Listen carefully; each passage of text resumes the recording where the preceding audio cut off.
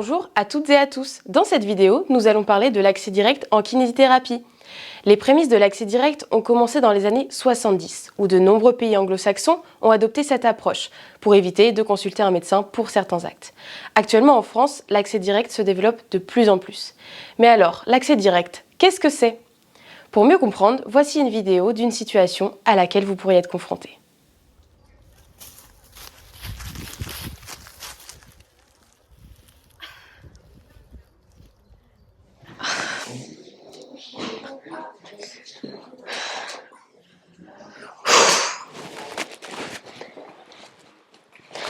Vous avez besoin d'aide ?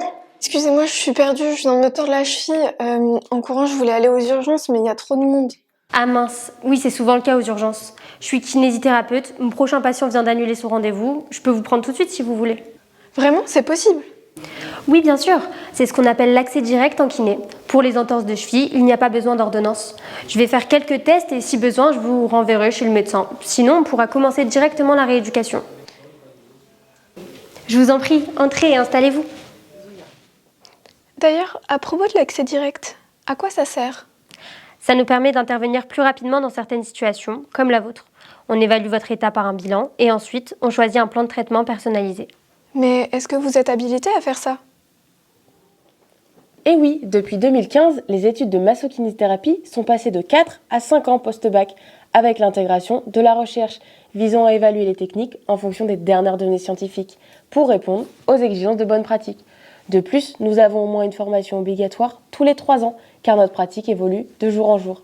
Aujourd'hui, les kinés sont aptes à proposer l'accès direct s'ils ont suivi la formation, qui est réévaluée tous les 6 mois.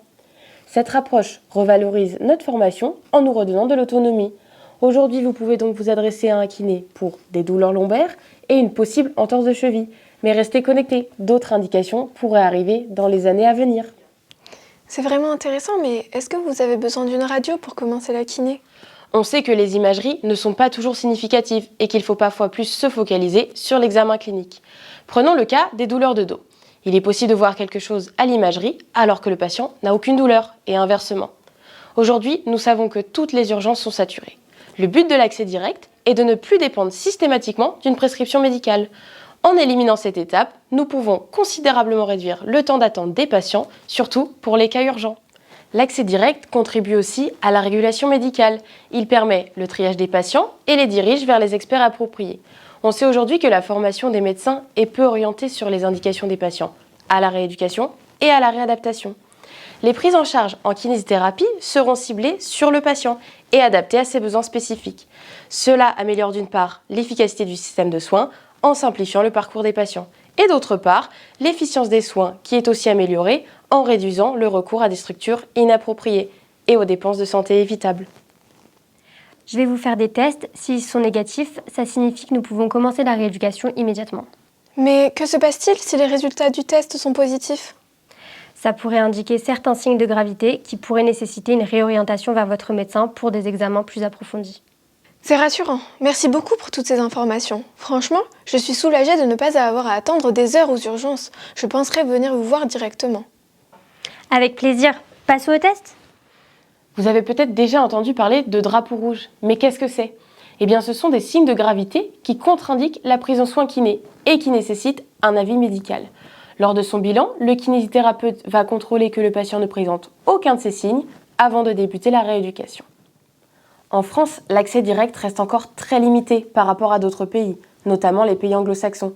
Certaines régions de France testent actuellement de nouvelles indications pour permettre une prise en soin rapide des patients résidant dans les déserts médicaux.